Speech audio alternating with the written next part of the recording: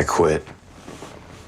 You serious? I send you a letter. Yeah, fuck this. Fuck this world, man. I don't understand this place any longer. I just don't think I can continue to live in a place that embraces and nurtures apathy as if it was a virtue. Marty, type that up for me, will you? Excuse me? Detective Mills, would you go help the officers question the neighbors? What? You got some self-loathing to do this morning, that's fine. It's impressive to see a man feeding off his emotions. So goddamn frail. They'd rather put a coin in a wishing well than buy dinner. Well, let me tell you, people don't want a gender. They want to eat cheeseburgers, play the lotto, and watch television. Hey, how did you get like this? You had to come to dinner. I've been invited to a late supper at your apartment. I accept. You're not married? Once. Not anymore. Why aren't you married, William? Oh, Trace, what the hell? I was close once. Just didn't happen. I can be hard to live with. I don't mean to, but I can be critical. Anyone who spends a significant amount of time with me finds me disagreeable. You know, I wear them down.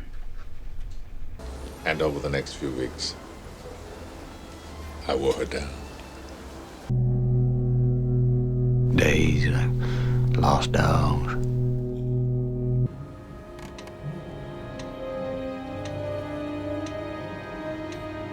I think of the hubris it must take to yank a soul out of non-existence into this meat. I remember thinking, how can I bring a child into a world like this? How can a person grow up with all this around them? As to my daughter, she spared me the sin of being a father. I want that. I want that. I'm asking. Oh God, oh God, oh God, he had a gun in my mouth. The fucking gun was in my throat!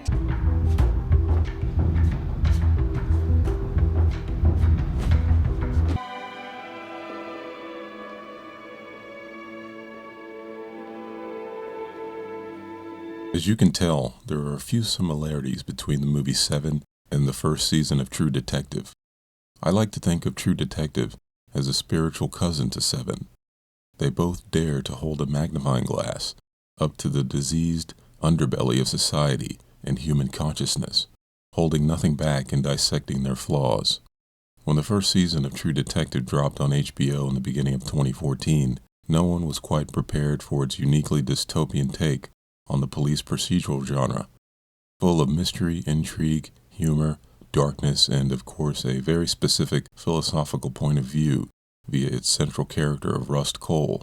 Audiences were dazzled week after week as the landmark television event unfolded with such stunning brilliance and astute observations about the relentlessly bleak world we find ourselves in.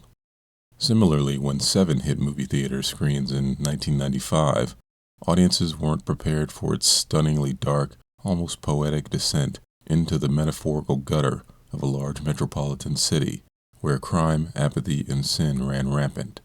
In turn, its villain wasn't just your standard run-of-the-mill twisted evil psychopath, but a messenger obsessed with holding up a mirror to a sick society and paradoxically becoming a sort of admirable anti-hero. John Doe wasn't just there to kill.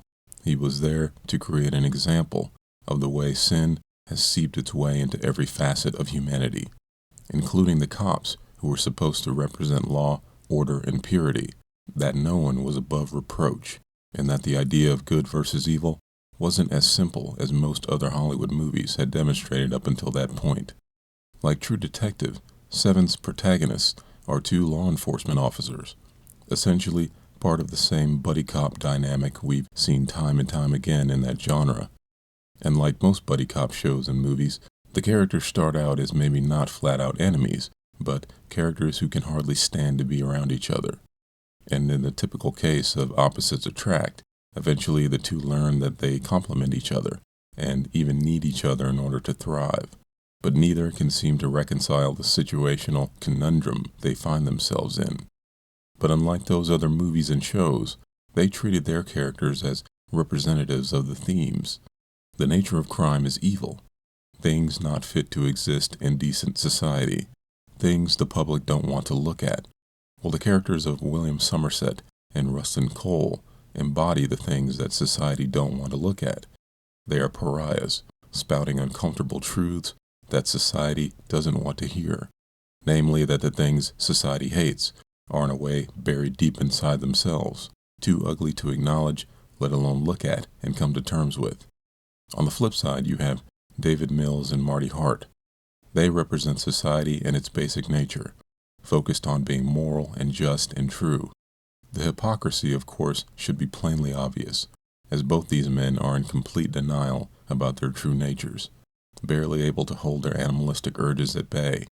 Both men do so for the sake of their families, but also are quick to fly off the handle and break rules in order to satisfy their desire for control.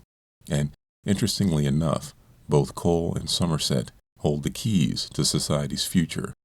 Their ability to remain steadfast in the face of judgment, obsessively study and dig into the nature of this evil in order to root it out, and have the conviction, sense of responsibility, and determination to fix these problems. And yet, both men have a strong desire to retreat from society. They want nothing to do with it. They are simultaneously the arbiters of the truth that will set society free and the tragic victims of a society that will not listen or allow their own salvation. As a result, they begin as tragic figures, but their tragedy has the pain of awareness behind it, while Mills and Hart's tragedy lies in their ignorance, and ignorance becomes their downfall. And it is interesting how both Seven and True Detective play with the idea of the villain being tied to the main character's fundamental natures. Mills and Somerset cannot catch John Doe because he represents what both men refuse to accept about themselves. Somerset refuses to own up to the idea that he belongs in the job of detective, and Mills refuses to own up to the idea that he has anything in common with the ugly world he finds himself in. So it is John Doe who presents himself to them and gives himself up, going against the standard narrative. And in the end, instead of embracing the truth about himself, represented by Doe, Mills chooses to kill him, and thus kill any chance of salvation for himself. But this is exactly the motivation Somerset needs to embrace his truth. So Seven becomes both a tragedy and a story of hope. In True Detective, it isn't until Marty and Rust have come to terms with their own fundamental natures that they are able to catch and kill the central villain. Like Somerset, Cole does belong on the job, using his considerable detective skills to make a difference. After quitting, he eventually does an about-face and chooses the righteous path, while Marty has come to terms with the hypocrisy he embraced during his eventually failed marriage. As innovative and groundbreaking as True Detective was for television, Seven did it first for cinema. Both creations offer a stunning insight into the nature of humanity, with all its penchant for unrelenting destruction and darkness, as well as its aching desire for catharsis, reconciliation, and salvation. If you enjoyed this video, consider hitting the like and subscribe button, as I'll be posting more content in the future. Thanks for watching.